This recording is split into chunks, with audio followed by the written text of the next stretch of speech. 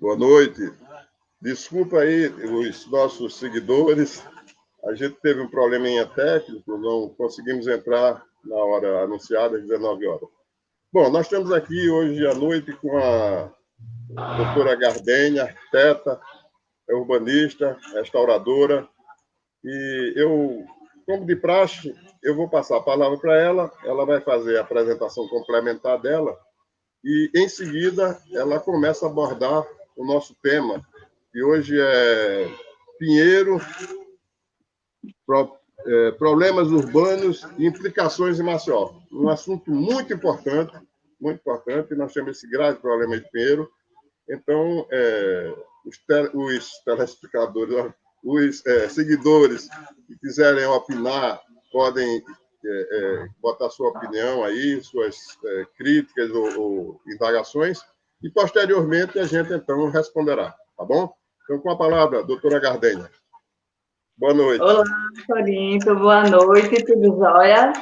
Primeiro, obrigada, né, pelo convite de estar aqui e a gente poder falar um pouquinho sobre esse fato inédito, né, que está acontecendo com a nossa cidade e que é um assunto que diz respeito não só aos bairros de Pinheiro, Mutange, Bebedouro e Bom Parto, mas sim a cidade como um todo.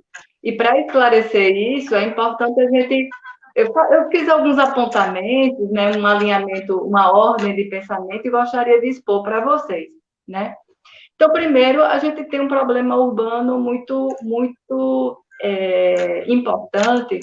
E quando a gente fala de urbano, de urbanismo, a gente tem que entender que a gente trata de várias questões. Então, o urbanismo é uma questão muito transversal, porque você trata de mobilidade, de economia, de política habitacional, de políticas públicas, enfim, de uma série de coisas dentro daquele espaço.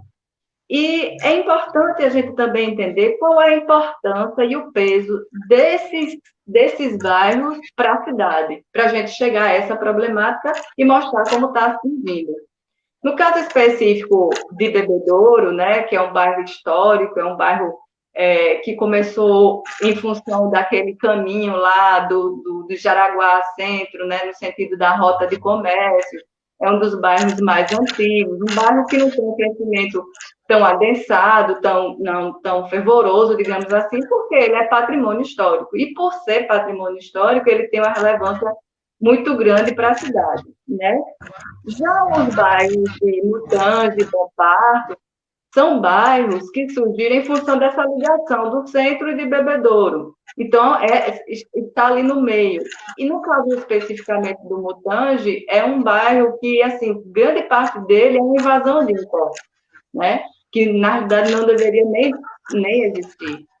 E no caso do Bom Parto, é aquele local assim mais esquecido, que também tem muitas edificações precárias. O que se destaca nesse conjunto de bairros é o bairro do Pinheiro, que não é tão antigo como o bairro de Bebedouro, mas é um bairro que tem um apelo e uma característica fantástica. Primeiro, ele é um bairro central, é um bairro novo, porque ele surgiu em função da abertura da Fernandes Lima, né? A Fernandes Lima foi em 1917, então ele, com o tempo, foi chegando no Farol, né? A acomodação, e depois para Pitanguinha, para Pinheiro, Gruta, etc. e tal. E essa acomodação é muito interessante, porque ela acontece na década de 50, 60, 70, onde houve um boom no crescimento da cidade, e através desse boom, que quase 150% da população cresceu nessa área. E nesse período de 20 anos, entre 50 e 70, foi que surgiram assim, vários loteamentos, dos quais 25 loteamentos no Farol e mais 17 loteamentos no bairro do Pinheiro, que criou o bairro do Pinheiro. Então, o auge, o boom do Pinheiro foi de 50 e 70. Então, é um bairro novo e, por isso, ele não tem ruas tortuosas, ele tem uma acessibilidade muito grande. Então, a gente tem a Fernandes Lima aqui, e todas as outras ruas são ruas ortogonais, então quer dizer que é um bairro que tem uma acessibilidade muito boa, ele é extremamente permeável, as ruas são largas, E muito interessante também é o que diz o plano diretor até hoje, é que essa área do Pinheiro é uma área de adensamento, populacional, ou seja, aqui é indicado, inclusive, construções, indicado não, é permitido construções de até 20 pavimentos. Então, o adensamento dessa área, ela é pelo plano diretor. E também faz com que a gente diminua o déficit habitacional na cidade como um todo. Então, o que é que acontece? Nós temos aqui um bairro que tem uma importância significativa para a cidade, que é um bairro autossuficiente, apesar de ser residencial, mas ele tem 1.600 comércios de pequeno e grande porte, né? Um bairro acessível, um bairro que tem tudo, um bairro central, enfim. É um bairro promissor, né? Então, vamos lá. Aí chega esse problema, que é a exploração das minas que causam como é que chama? Ai, meu Deus, esqueci o nome. O rebaixamento do solo, né? Afundamento, na linguagem popular, o afundamento. A subsidência, se chama corretamente o nome subsidência. Mas vamos entender o seguinte, nesse espaço entre Pinheiro e Mutange, Bebedouro e Bom Passo, nós temos hoje, na planície lagunar, 35 minas de exploração da Salgema. Dessas 35 minas, 11 estão com o teto em colapso, eles estão caindo. Dessas 11, 4 delas estão com um colapso numa velocidade acelerada.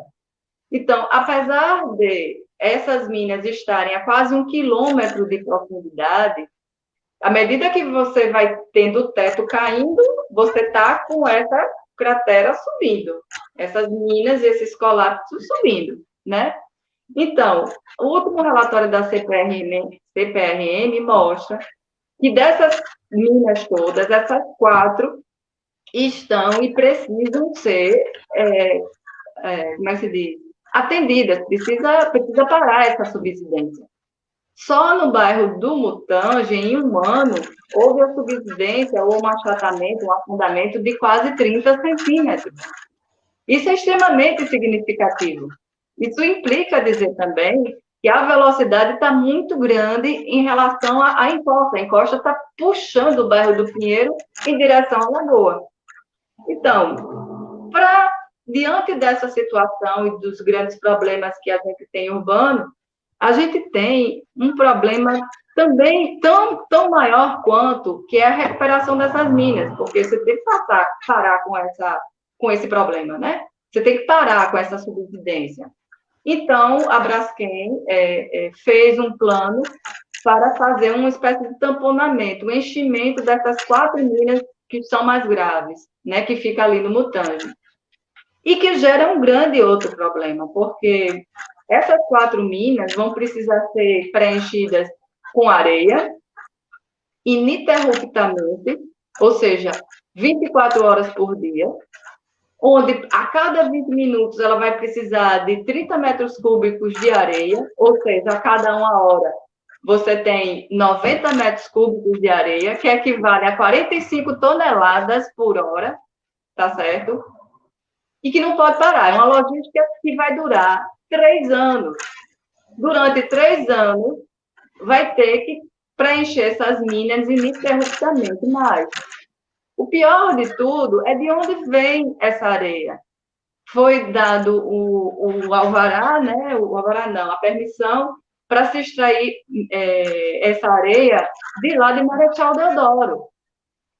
Então, imagine você tirar 135 toneladas de areia por hora de lá de Marechal Deodoro, que já causaria acredito eu, uma grande cratera, né? Um desequilíbrio ali. Para chegar até Bebedouro, ele teria que vir ou pelo Vergel, né? Ou teria que vir pela Rua do Sol, Passa Sinibu, Rua do Sol, Bebedouro. Todas as 2 rotas, que é chamada hoje Rota da Areia, ela é um desastre, porque um caminhão de 45 toneladas, que carrega 45 toneladas, é um caminhão, tipo caminhão truncado, aquele caminhão imenso, que vai passar por vias que não estão preparadas, não foram construídas para esse tipo de veículo. E é um veículo lento, que vai atrapalhar o trânsito e que vai causar um colapso de mobilidade urbana, não é só no Pinheiro, não, é só em Bebedouro, é na cidade como toda. Quando tem um acidente na Rua do Sol, o que é que acontece? Engessa tudo, não é verdade? É o que vai acontecer. A gente vai ter um trânsito mais lento, a gente vai ter esse colapso no trânsito mesmo.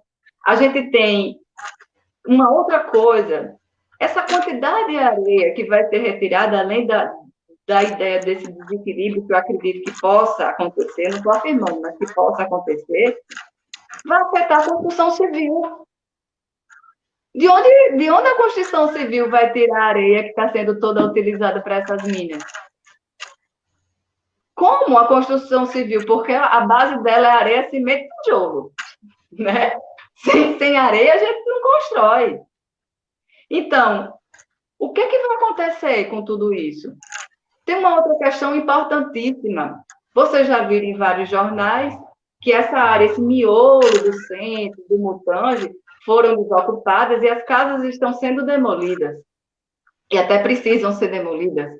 Mas onde vai todo o entulho das casas que estão demolidas? O aterro sanitário não comporta de forma nenhuma essa quantidade de entulho que vai sair daqui. Se a gente parar, pensar nos 4 bairros como quantas pessoas existem, em torno de 50 a 55 mil pessoas, os 4 bairros juntos, tá? Suponhamos que em cada... Em torno de 70, 80 mil. Pois é. Se você pensar que você tem 4 pessoas por residência, em média, você tem um quarto desse pelo menos 20 mil casas serão demolidas. E essas casas, esses entulhos, não tem para onde ir. Você vai colocar onde? Ou vai deixar o cenário de guerra, que já está acontecendo, né? Então, assim, tem uma questão... são todas questões políticas, eu estou se derramando aqui de problema, mas que a gente pode, né, mais na frente, discutir um pouco mais soluções. Por exemplo, o obstáculo geográfico, ou a lacuna geográfica que a gente passa a ter na cidade, só para a gente ter ideia de mobilidade. Hoje está suspenso o transporte do VLT, né, naquela área de Mutange e tudo mais. Você de Bebedouro, né, você não consegue mais continuar. Mas vamos pensar o seguinte, esse transporte de massa é um transporte metropolitano. Você está lidando com um alcance que foge à questão Pinheiro, Mutange e tudo mais. A gente está falando de um transporte que liga uma região metropolitana que foi seccionado, onde essas pessoas que usavam o transporte ferroviário vão necessariamente usar o transporte coletivo de ônibus. Então, você leva essa massa para o transporte coletivo na Fernandes Lima, inevitavelmente. Quem não usa ônibus e vem de Bebedouro, ele vai ter que subir o Calmon, pegar a Fernandes Lima e no máximo, descer pela Leste-Oeste. Além da diferença dessa interrupção, a gente tem uma diferença de nível, né? Porque você tem um Mutange, Bebedouro e tal aqui, você tem um Pinheiro aqui em cima. E depois descer para continuar. Então, assim, isso é um prejuízo significativo para o sistema de mobilidade urbana, né? Esse obstáculo é muito grande. E outra coisa, a ladeira do Calmon, ela também está sendo estudada para ela ser interrompida ou não. Mas pense comigo, aonde a gente vai subir para a parte alta da cidade se não for no Calmon? Olha a grandiosidade do problema que nós temos na cidade. Então, outra coisa importante, outro dado importante, a gente está falando da demolição de 20, 30 mil casas, está falando de famílias, né? 20, 30 mil famílias. Outra pergunta importante que afeta a nossa cidade. Para onde essas pessoas vão, hein? Elas vão receber indenização, o mercado imobiliário vai aquecer, vai dizer, oh, beleza, vou vender muito, né? Os corretores, as imobiliárias, os construtores, etc. e tal, mas o mercado imobiliário não tem estoque de imóveis para absorver tanta gente ao mesmo tempo, de uma vez só. Isso vai acarretar um problema sério habitacional na cidade, porque as áreas que possivelmente poderiam até ajudar as pessoas a ter esse estoque imobiliário seriam as áreas próximas, Pitanguinha, Gruta, Avenida Rotary, Maurilópolis, Jardim Petrópolis. Mas essas áreas, se você não sabe, o pessoal que mora aqui nessa área do Pinheiro e adjacências, a gente não entende que quer ir para essas áreas porque a gente não sabe a extensão do problema. A falta de informação da extensão do problema, ela leva ao imaginário coletivo entender que esse problema pode seguir, ultrapassar a Fernandes Lima e ir até mais adiante. Então, uma área que poderia ser de absorção dessas pessoas num lugar muito próximo de onde elas nasceram, onde elas vivem, onde elas escolheram para viver, elas passam a não ser utilizadas, também aumentando o déficit habitacional, mas elas também passam a ser desvalorizadas. Qual é o construtor que vai querer construir um prédio na Pitanguinha? Qual é o construtor que queira construir na Avenida Rotary? Ninguém. Quem tem projeto que ainda, ou que foi aprovado, mas ainda não começou, suspendeu, porque a gente não sabe. Então, essa falta de informação que a gente tem da Braskem, do poder público e etc. e tal, faz com que, nesse imaginário coletivo, se difunda uma ideia que pode não ser verdadeira, mas que também pode ser, e ninguém quer arriscar a investir num novo local de viver, que é um investimento alto, um investimento de vida, num local que pode ocorrer ou pode se estender. Então, assim, as implicações para a cidade de Maceió e para as pessoas que moram em Maceió não é uma implicação pequena, não, é de grande vulto mesmo. Fora a inflação, né, que vai ter dos imóveis e tudo mais. Num primeiro momento, alguns setores vão ser beneficiados, a própria construção civil. Mas lembra lá atrás aquela história da areia? Vai ter areia para construir, vai ter... Enfim, são os prós e contras. A gente está falando de famílias, mas a gente também não falou de pequenos e médios comerciantes dessa área. Quando a gente monta um comércio, a gente não monta um comércio em qualquer lugar. A gente monta um comércio porque, sei lá, é perto de uma universidade, é perto de uma área residencial de prédios grandes, a padaria, a borracharia, enfim. Esses pequenos comércios também, eles precisam se nutrir de pessoas que vão comprar. Então, como é que essas pessoas ficam? Como é que pessoas que têm lugares na ladeira do Calmon tem uma borracharia conhecida por todo mundo? Todo mundo é borracharia. Não, vai ali na ladeira do Calmon. Sim, ok. Mas é uma referência, ele vai ter que começar tudo de novo. Depois de muitos anos estabelecido. E todo mundo que tem comércio sabe que a questão de credibilidade e conhecimento, né, da sua carteira de clientes é fundamental para o sucesso dele. Então, essas 1.600 pessoas que vão sair vão conseguir ter sucesso em outro lugar? Que tipo de lugar eles vão? Né? Outra, hoje a gente tem vários imóveis desocupados. O miolo mesmo do bairro do Pinheiro está completamente desocupado. Então, vejamos, se ele está desocupado, as pessoas foram obrigadas a sair, né? De imediato foram 2.500 pessoas que foram obrigadas a sair. Elas foram obrigadas porque foi declarado um estado de calamidade pública nessas áreas. Ou seja, mesmo que ela batesse o pé e dissesse não sai, a polícia ia lá tirar. Ia cortar a água, ia cortar a luz, mas ela tinha que sair. E essas pessoas saíram, estão recebendo um aluguel social de R$ 1.000, que não corresponde, muitas vezes, à realidade do padrão de vida que elas já viviam.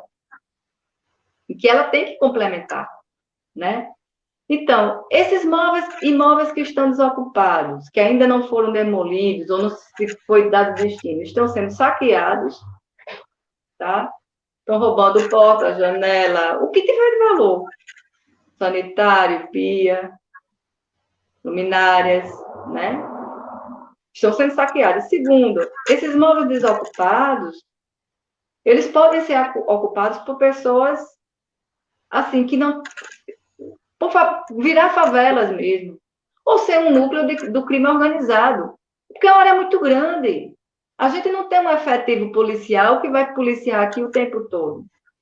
Só para você ter uma ideia, eu moro no Pinheiro, a minha casa está na área verde escura, que é uma área que está em observação, mas a minha casa, o quintal dela, é colado com uma casa que está na área de calamidade pública. Essa área toda vai sair, né? Essa parte de trás, né, esse quarteirão inteiro vai sair. Então, eu vou ficar fragilizada. Como é que vai ficar a segurança para minha casa se tudo aquilo ali está desocupado? Né? Essa desocupação ainda teve um outro agravante, uma onda, parece aquelas pestes do Egito, assim, vem acontecendo, aí agora vem uma onda de ratos, baratas, escorpiões. Semana passada minha filha foi mordida por um escorpião. É uma questão de saúde pública também. Então, você tem telhados sendo demolidos, retirados, e etc. e tal. Então, assim, isso está fazendo, ou, de certa forma, expulsando a gente. Mesmo que a gente queira ficar, a falta de segurança, a falta desse controle, né, para a saúde pública, tem ficado muito difícil. Outra coisa, a gente vai pedir um transporte, né? Um Uber, um 99, enfim, por um aplicativo, né? Um motorista por aplicativo. Você pede uma, cancela, pede duas, cancela, pede três, cancela, pede quatro, cancela. Na quarta ou na quinta, alguém resolve dizer sim para você. E eu pergunto toda vez, por que vocês, né? Eu tive tanto cancelamento. E ele me diz prontamente, porque a sua área, Pinheiro, é considerada hoje como uma área de risco. Mas não é área de risco de desabamento, não, porque aqui a gente não corre o risco desse desabamento. É uma área de risco em relação à segurança pública, pela quantidade de áreas desocupadas que podem, sim, acomodar o crime organizado, marginal, etc. e tal. Então, fora a desvalorização, né, que essa foi uma das primeiras coisas que a pessoa pensa, mas quando a gente escolhe um local para viver e tornar ele como um lar, a gente não está preocupada com a desvalorização, porque é o nosso lar. Que eu não pretendia sair, nem, né, até então não pretendia sair da minha casa, do meu lar, do local onde eu nasci. Minha mãe estava grávida de mim quando eu vim para cá, para o Pinheiro. Então, a minha vida inteira foi aqui. A gente conhece as esquinas, conhece as pessoas, né? Os amigos de infância são aqui, as nossas raízes são aqui. Então, tem uma questão também emocional muito grande, né? As escolas já saíram daqui, os alunos foram reacomodados em outras escolas, bem mais longe de suas casas, né? Então, você tem que ter essa locomoção, transporte. Tem aluno que é primário, né? O curso primário, a mãe vai ter que levar, vai ter que buscar. É um problema social incrível. E tem uma coisa, assim, que eu não sei como foi que isso passou pelo poder público, até porque o poder público tem sido muito ausente conosco, inclusive para dar informações sobre o que a gente está passando ou o que está acontecendo. Porque Esse acordo é muito falado pelo Ministério Público e Defensoria Pública, mas esse acordo nos deixa na mão da Braskem. Eu não sei se você tem conhecimento de como é esse acordo, mas, de uma maneira geral, ou resumidamente, é assim. Você está na área de grande risco, você é obrigado a sair. Nesse caso, eu tenho que sair. A Braskem é obrigada a nos indenizar. Ok, beleza. Mas, ao sair, a gente assina um termo de posse. A gente sai já dando posse à Braskem do imóvel, sem discutir indenização, sem discutir o valor do imóvel. Eu não estou aqui dizendo que o valor é justo ou injusto, o que está sendo oferecido. Eu estou falando desse curral que a gente está, que nós somos obrigados a assinar uma posse, dando a minha propriedade para a Braskem, onde eu não sei o quanto de indenização vou receber. Nesse intervalo, eu recebo R$ 5.000 por cada pessoa que mora na casa por danos morais. Corito, R$ 5.000 você recebe quando você onde é extraviado uma mala quando você vai viajar. Para você mudar a sua vida inteira, você ter danos morais de R$ 5.000, não casa essa história, não casa. Outra, pago um valor de R$ 5.000 iniciais para você cuidar de mudança, fazer as suas adequações, e R$ 1.000 durante 6 meses, enquanto não é discutido e desembolsado o valor. Então, olha, Corinto, é complicado isso, porque você fica a mercê. E esse acordo foi assinado junto com o Ministério Público e Defensoria Pública. E ele não é justo. Né? Ele não é justo. Você dá a posse antes mesmo. Enfim. Tem uma outra questão que é tão importante quanto, e no caso específico de Bebedouro, é a ameaça do patrimônio histórico.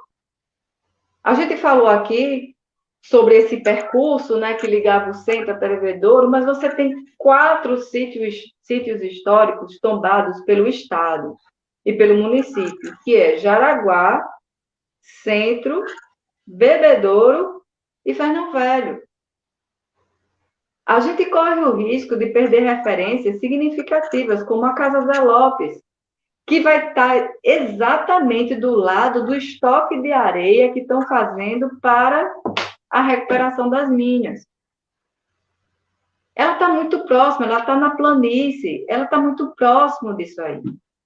Então, assim, a gente aqui deixa várias... Eu até estou vendo aqui o tempo, quase 30 minutos falando aqui, mas são inquietações que eu, enquanto cidadã, enquanto moradora do bairro do Pinheiro, enquanto arquiteta e urbanista, e enquanto ex-diretora de planejamento urbano da cidade de Maceió, eu passei quase 15 anos trabalhando no município. A gente conhece um pouco da realidade da cidade. Durante 7 anos eu estava lá na diretoria. Então, é muito fácil nós, que temos esse esclarecimento, perceber, e muita gente da sociedade está dizendo assim, não, o problema é lá no Pinheiro, isso não me atinge. Atinge, sim, de todas as formas, economicamente, habitacionalmente, questão da mobilidade, tudo. Todo esse problema vai resvalar em questões, não só na cidade de Maceió, mas vai resvalar em questões metropolitanas. Questões que englobam Marechal Deodoro, questões que englobam Rio Largo, questões que englobam a área lagunar, certo? Então, é algo que realmente precisa ser discutido. Eu acho que o poder público municipal, que tem a competência de gerir, né, a competência inicial do uso do solo, da definição das coisas com o plano diretor, é do município. Né? Em um segundo momento do Estado, porque é a capital do nosso Estado.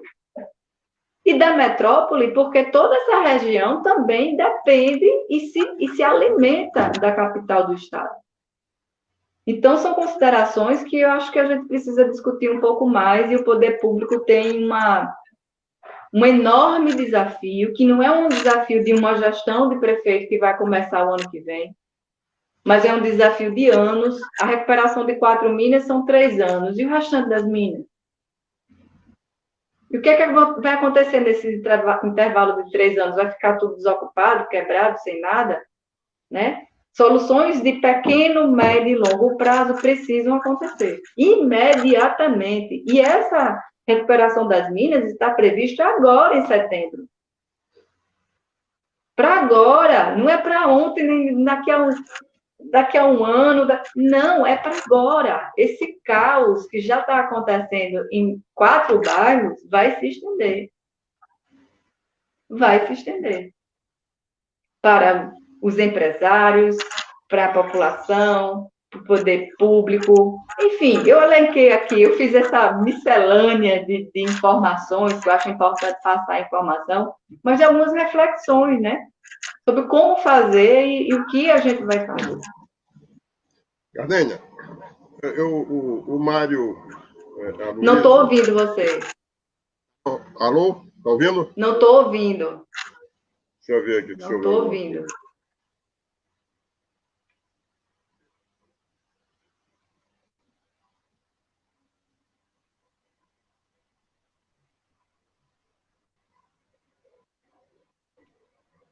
Está ouvindo, Gardênia?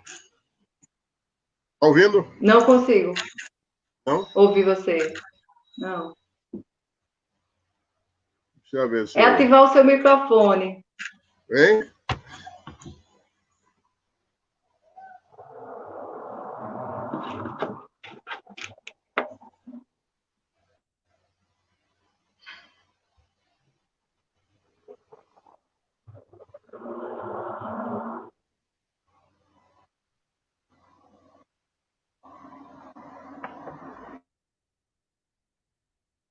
Não.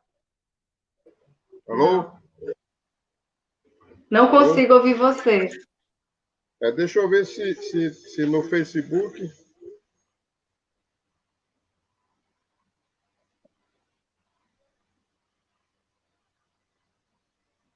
Alô? Ah, Gardênia, terminou.